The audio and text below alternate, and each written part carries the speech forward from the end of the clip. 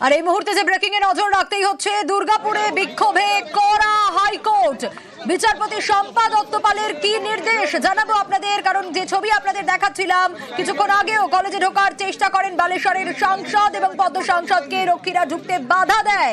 Gate টপকে ঢোকার চেষ্টা করেন সাংসদ। আর দুর্গাপুরের বিক্ষোভে হাইকোর্ট কড়া কি নির্দেশ দেওয়া হলো, আরো ডিটেইলে বিষয়ে জানাতে পারবে অর্ণব। কি নির্দেশ দিলেন বিচারপতি শম্পা দত্তপাল? দেখো, দুটি নির্দেশ হয়েছে। এক, যে হাসপাতালের পড়ুয়াকে নিয়ে এত ঘটনা, সেই হাসপাতাল কর্তৃপক্ষ তারা কলকাতা হাইকোর্টে মামলা দায়ের করেছিল এবং মামলার গুরুত্ব বুঝে আর পরের দিন নয়, 16 তারিখ নয়, আজই তার শুনানি হয়েছে কিছুক্ষণ আগে। এবং সেখানে বিচারপতি নির্দেশ দিয়ে জানিয়েছেন যে হাসপাতাল যে উদ্বেগ প্রকাশ করছে সেই উদ্বিগ্নতার ছাপ সেটা আদালতও দেখছে। এবং এক্ষেত্রে হাসপাতালের বাইরে যেভাবে ধর্ণা অবস্থান বিক্ষোভ করছে তাতে সামনে পরীক্ষা এবং হাসপাতাল পরিচালনার প্রশ্নে বারবার তাদের সমস্যায় পড়তে হচ্ছে। এক্ষেত্রে প্রথম নির্দেশ, হাসপাতাল কর্তৃপক্ষের অনুমতি ছাড়া হাসপাতালের ভিতরে কেউ প্রবেশ করতে পারবেন না। 2, হাসপাতালের বাইরে পুলিশ পিকেট থাকবে। এবং 3, এক্ষেত্রে হাসপাতালের ভিতরে যদি প্রবেশ করতে হয় সেক্ষেত্রে তদন্তকারী আধিকারিকরা নিশ্চয়ই তারা হাসপাতালের ভিতরে যাবে, বাকিদের ক্ষেত্রে হাসপাতালই অনুমতি দেবে। আর পর্যাপ্ত পুলিশ মোতায়েন থাকবে হাসপাতালের বাইরে বা ওই পুলিশ পিকেট সহ, যেটা আসানসোল দুর্গাপুর পুলিশ কমিশনারেট ব্যবস্থা করবে।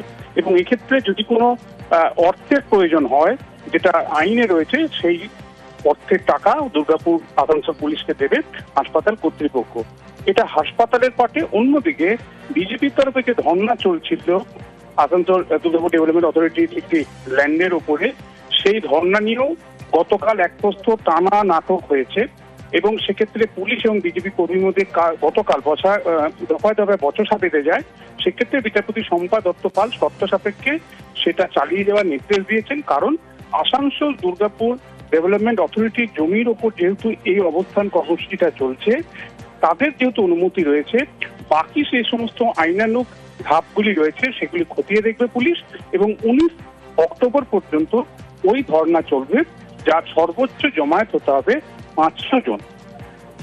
বেশ অর্ণব, একেবারে অর্থাৎ দুর্গাপুরের বিক্ষোভে হাইকোর্ট করা কি নির্দেশ দেওয়া হলো, মেনলি তদন্তকারী ছাড়া হাসপাতালে প্রবেশ কারো নয়, অনুমতি ছাড়া অন্য কেউ হাসপাতালে প্রবেশ করবে না। আর মেডিকেল কলেজের বাইরে পুলিশ পিকেট থাকবে, নির্দেশ বিচারপতি শম্পা দত্তপালের।